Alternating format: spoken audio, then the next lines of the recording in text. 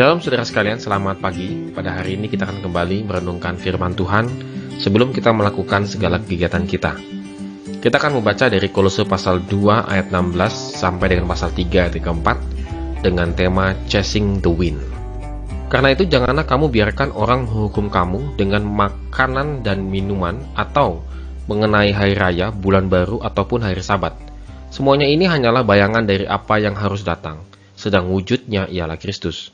Janganlah kamu biarkan kemenanganmu digagalkan oleh orang yang pura-pura merendahkan diri dan beribadah kepada malaikat, serta berkanjang pada penglihatan-penglihatan dan tanpa alasan membesar-besarkan diri oleh pikirannya yang duniawi. Sedang ia tidak berpegang teguh kepada kepala, dari mana seluruh tubuh yang ditunjang dan diikat menjadi satu oleh urat-urat dan sendi-sendi menerima pertumbuhan ilahinya. Apabila kamu telah mati bersama-sama dengan Kristus, dan bebas dari roh-roh dunia, mengapakah kamu menaklukkan dirimu pada rupa-rupa peraturan seolah kamu masih hidup di dunia? Jangan jama ini, jangan kecap itu, jangan sentuh ini. Semuanya itu hanya mengenai barang yang binasa oleh pemakaian dan hanya menurut perintah-perintah dan ajaran-ajaran manusia. Peraturan-peraturan ini, walaupun nampaknya penuh hikmat dengan ibadah buatan sendiri, seperti merendahkan diri, menyiksa diri, tidak ada gunanya selain untuk memuaskan hidup duniawi. Karena itu, kalau kamu dibangkitkan bersama dengan Kristus, carilah perkara yang di atas, di mana Kristus ada, duduk di sebelah kanan Allah. Pikirkanlah perkara yang di atas, bukan yang di bumi. Sebab kamu telah mati dan hidupmu tersembunyi bersama dengan Kristus di dalam Allah. Apabila Kristus yang adalah hidup kita menyatakan diri kelak, kamu pun akan menyatakan diri bersama dengan Dia dalam kemuliaan. Jemaat Kolose itu sedang chasing the wind, saudara. Mengejar angin, artinya mengejar kesia-siaan. Ada satu teolog yang mengatakan, bad theology to lead bad practice. Teologi yang salah mengarahkan kita untuk hidup yang salah. Untuk melakukan, mempraktekkan hidup yang salah. Karena teologi kita salah. Apa yang salah dengan teologi jemaat Kolose? Ayat 16 dan 17, Paulus dengan tegas mengatakan, janganlah kamu biarkan. Jadi hal ini menunjukkan adanya pembiaran yang salah di jemaat Kolose, yang terus-menerus dibiarkan. Apa yang dibiarkan? Itu berkaitan erat dengan penilaian kerohanian jemaat yang salah, bahwa jemaat Kolose sangat menekankan hal-hal yang bersifat lahiriah dan ritual. Jadi itu menjadi penekanan mereka. Yang penting ritual-ritualnya berjalan dengan baik. Yang menekankan lahiriahnya saja. Yang penting ritual-ritualnya saja. Sehingga Paulus juga mengatakan bahwa jangan menghukum kamu mengenai gitu ya.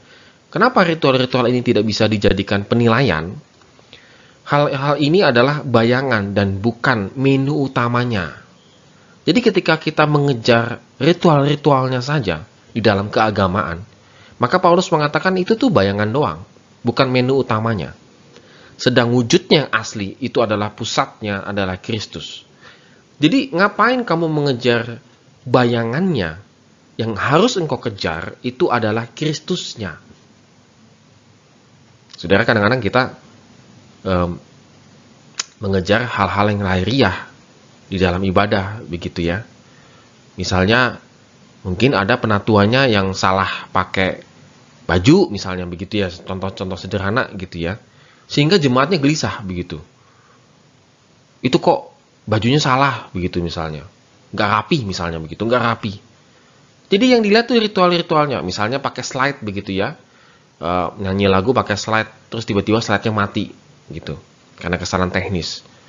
Lalu jemaatnya sudah ngedumel, kita ngedumel, bukannya memuji Tuhan. Itu saudara yang kita kejar tuh kayak gitu-gitu tuh. Bukan Kristusnya, kita kan beribadah kepada Kristus. Kok hal-hal yang tidak mendukung, maksudnya ya secara tidak sengaja mati lah, apalah, itu menjadi pusatnya. Jadi perhatian, pulang gereja yang diomongin itu. Aduh, penatuannya nggak rapi, bajunya. Itu kok tadi bagaimana sih, slide-slide-nya nggak nyala. Jadi yang diomongin keluar dari gereja, itu hal-hal yang ritualnya. Bukan Kristusnya yang dibicarakan. Jadi, apakah menjalankan ritual-ritual tersebut menjadikan jemaat Kolose semakin mengenal dan beriman kepada Kristus? Itu menjadi pertanyaan, saudara. Jadi, saudara, kalau kita beribadah, yang kita pusingkan itu adalah hal-hal yang sepelenya, hal-hal yang bayangannya, maka kita sedang tidak beribadah kepada Kristus. Itu yang ingin diungkapkan oleh Paulus. Maka Paulus memberikan satu konsep yang benar kepada jemaat Kolose. Apabila kamu telah mati bersama-sama dengan Kristus dan bebas dari roh-roh dunia. Artinya Paulus menegaskan bahwa di dalam Kristus kita telah dibebaskan dari dosa. Telah mati bersama-sama dengan Kristus, bebas dari dosa, maka ritual-ritual yang demikian, roh-roh dunia itu pun bebas. Kita terlepaskan. Bahwa peraturan, ibadah, ajaran, penyiksaan diri, dan lain-lain tidak bisa membebaskan kita dari dosa. Jadi kadang-kadang saudara, ritual-ritual ibadah yang terjadi itu seolah-olah kalau tidak dilakukan, maka ibadahnya itu nggak sah, kira-kira gitu ya. Saudara, hati-hati saudara. Kadang-kadang kita juga terjebak di sini gitu ya. Masalah mimbar, ribut, begitu ya. Penatuannya berdiri di mana, ribut. Cara persembahan, ribut, maju ke depan atau di tempat, atau ngedarnya dari depan atau dari belakang, ribut. Jadi seolah-olah kalau tidak melakukan ritual itu, seolah-olah itu ibadahnya jadi nggak sah. Bahkan seolah-olah jadi dosa kalau nggak dilakukan. Ini hati-hati saudara sekalian. Kita seringkali terjebak gitu di ibadah itu cuma hal-hal demikian. Ini masih ibadah ya, belum yang lain-lainnya saudara. Dan kematian Kristus tidak dapat digantikan atau disamakan dengan apapun juga, meskipun itu bentuknya hal-hal ritual. Kematian Kristus di atas kayu salib tidak bisa digantikan dengan apapun. Ini dulu, konsep yang benar dulu yang kita pikirkan dan kita renungkan, saudara. Dikatakan, kalau kamu dibangkitkan bersama dengan Kristus. Dia tinggal pasal 3 ayat 1. Artinya adalah pola pikir kita berubah, yaitu mencari perkara yang di atas, memikirkan yang di atas. Konsentrasi kita, pusat kita adalah kepada Kristus, untuk memuliakan Kristus. Kristus yang adalah hidup kita di ayat keempat, cara hidup kita harus menyerupai dengan Kristus. Oleh karena itu, saudara sekalian, ritual-ritual yang kita lakukan, boleh dibilang seperti itu, ibadah-ibadah yang kita lakukan, itu harus berangkat dari pemikiran yang benar, yaitu untuk memuliakan Kristus. Saudara, kadang-kadang dalam situasi pada saat ini, gereja ditutup begitu, kita ibadahnya via online. Banyak kekurangan, saudara. Tetapi, pikirkanlah perkara yang di atas. Walaupun kita beribadah seadanya, saudara. Seadanya. Tetapi, pikirkanlah Kristus dalam hati dan pikiran kita. Mungkin saudara kuotanya terbatas, begitu HP-nya kecil, jadi ibadah online kecil sekali nggak bisa kelihatan, mungkin begitu ya, sangat terbatas. Tetapi engkau tetap sukacita karena pikiranmu di dalam Kristus. Karena pikiranmu di dalam Kristus.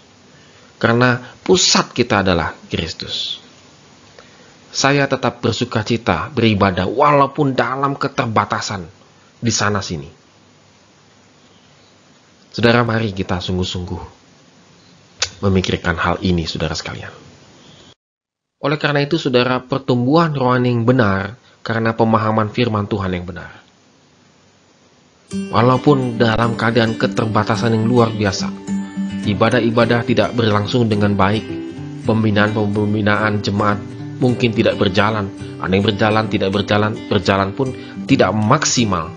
Tetapi itu harus tetap mengalami, ataupun kita tetap harus mengalami pertumbuhan kerohanian. Karena pikiran kita, hati kita ingin mengetahui firman Tuhan yang benar. Mari saudara kita renungkan pada hari ini, sehingga menjadi kekuatan dan pengharapan kita untuk menjalani hidup ini pada hari ini. Amin. Tuhan Yesus memberkati kita semua.